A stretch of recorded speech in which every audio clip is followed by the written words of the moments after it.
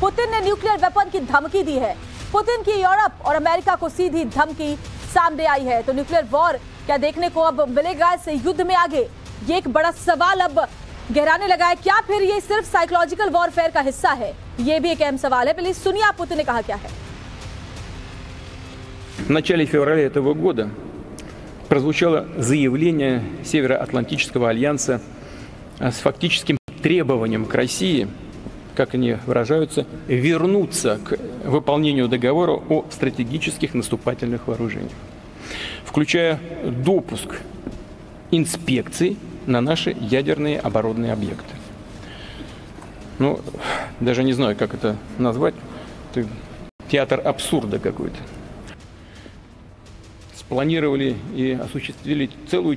तो क्या ये इतना आसान है? तुम आओ तो सही, हम तुमको देख लेंगे। पुतिन इस अंदाज में कह रहे हैं तमाम पश्चिमी देशों को, अमेरिका को। लेकिन पुतिन ने जिस मिसाइल का जिक्र किया, चलिए आपको उस मिसाइल के बारे में बता देते हैं। इसकी तैनाती का मकसद क्या है वो भी हम आपको बताएंगे, क्योंकि पुतिन का इस मिसाइल का जिक्र करना अपने आप में दरअसल एक मैसेज है। क्योंकि रूस के जो दुश्मनों का जो दम है वो क्या है? नेटो में 30 देश शामिल हैं। नेटो देशों पर दबाव डालने के लिए ये तमाम बातें कही गई हैं। 2 और शामिल होने वाले। अगर पुतिन नेटो को तोड़ने में कामयाब हुए तो पुतिन को दुनिया का शहंशाह बनने से कोई रोक नहीं पाएगा। वर्ल्ड ऑर्डर में पुतिन टॉप पर पहुंच जाएंगे। और यही आप समझिए इस तरीके से कि टारगेट पर कौन कौन है। तो बेलारूस को बैकअप, इसको ऐसे समझे क्योंकि आगे की लड़ाई बेलारूस से लड़ी जानी है। बेलारूस की जमीन पर पुतिन की 90,000 की पलटन और विध्वंसक हथियार भी तैनात हैं। तो बेलारूस को भी बैकअप इस मिसाइल की तैनाती का मकसद हो सकता है, क्योंकि बेलारूस से जो राजधानी कीव है यूक्रेन की, वो ज्यादा दूर नहीं है। फिनलैंड और स्वीडन को चेतावनी, ये भी मकसद है। दोनों ही जो देश हैं वो रूस के पड़ोसी हैं, लेकिन दिल इनका नेटो के लिए धड़कता है। इसी धड़कन पर लगाम लगाने के लिए हो सकता है कि पुतिन ने इस मिसाइल को इन दोनों मुल्कों के बेहद करीब प्लेस किया है। अगर स्वीडन और फिनलैंड में एंट्री की तो विनाश तय है, क्योंकि दोनों नेटो में जाना चाह रहे हैं। और यही पुतिन की तरफ से उनको मैसेज है। पूरे यूरोप को वार्निंग, इसको समझिए ऐसे कि यूरोप खुद को बचाने के लिए यूक्रेन को लगातार युद्ध की आग में झोंक रहा है। हथियारों की सप्लाई का तो मकसद ये है, जैसे जैसे यूक्रेन कमजोर पड़ता है, यूरोपीय देश हथियारों की ऑक्सीजन यूक्रेन को दे देते हैं, जिस वजह से युद्ध भी लंबा खिंचता जा रहा है। 1 साल हो गया है। पुतिन यूरोप को वार्निंग भी दे रहे हैं कि हथियार देना बंद करो, नहीं तो यार से जवाब देगी अब आपको। इसके अलावा क्या है? टारगेट रेंज में अमेरिका भी है। रूस दुनिया का सबसे बड़ा मुल्क है। यूरोप से एशिया तक रूस की जमीन है। एक मुल्क इतना बड़ा है कि कई महाद्वीप भी इससे छोटे हैं।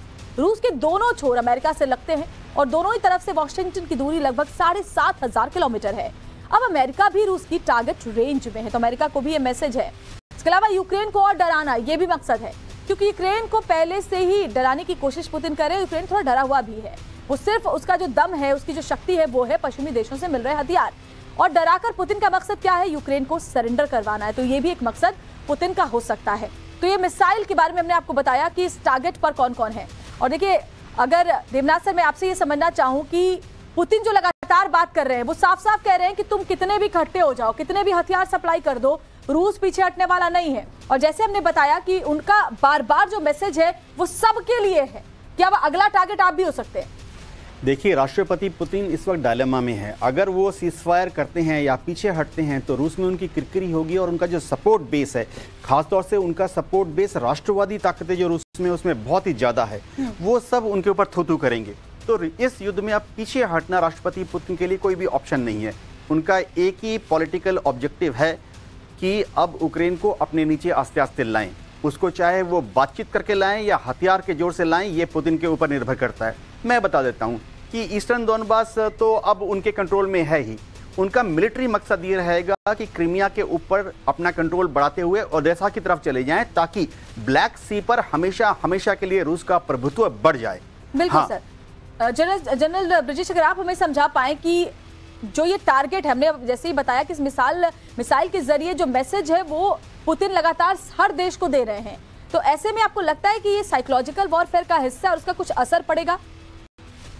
जी, मैं ये बताना चाह रहा हूँ कि ये जो threat to use nuclear weapon, अगर आप देखें पिछले 1 साल में कई दफ़ा आया है। जब जापोरेजिया पे हमला हो रहा था, यही कहानी थी। जब रूस की सेना पीछे हट रही थी तो यही कहानी थी।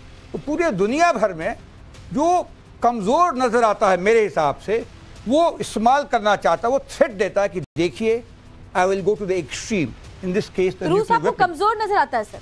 मतलब तमाम पश्चिमी देश एक साथ है, मतलब मैं सिर्फ समझना चाहती हूँ, बावजूद उसके रूस भी तो 1 साल से लगातार लड़ाई को आगे बढ़ा रहा है, पीछे नहीं हट रहा, तो फिर कमजोर कैसे रूस को आप मतलब ये अगर मिलिट्री ऑपरेशंस में ध्यान दें तो उसकी जो ऑब्जेक्टिव्स थे पिछले साल 23 तारीख को क्या थे, 5 दिन में ये निकल जाएगा। सेकेंड वर्ल्ड वॉर में जैसे जर्मनी घुस गया था। बहुत बहुत छोटे में आपसे बताना चाहूंगी कि आप इत्तेफाक रखते हैं इससे, रूस कमजोर है या फिर रूस ने अंडरएस्टिमेट किया यूक्रेन को? 1 वर्सेस 30 और वो 1 अभी हारा नहीं है, तो कौन कमजोर है कौन मजबूत? ये तो फिर डिफेंसिव आर्गुमेंट हो गया ना। डिफेंसिव आर्गुमेंट नहीं, सही आर्गुमेंट है। आपको कमजोर नहीं हूं, लेकिन समझता नहीं हूं। 1 वर्सेस 30 है। Your people आप 30 मिलके that capability to fight. 30 मिलके एक को नहीं हरा पाया है। जी जनरल सिराज, आप कुछ देखो, ये सच्चाई है कि अब रूस का जो दबदबा था इस लड़ाई से पहले, उसमें काफ़ी डेंट आया।